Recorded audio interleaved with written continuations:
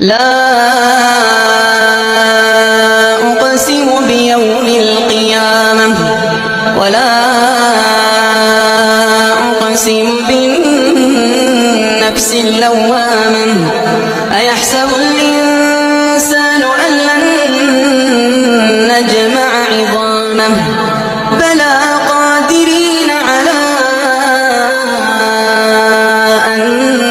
نسوي بنانه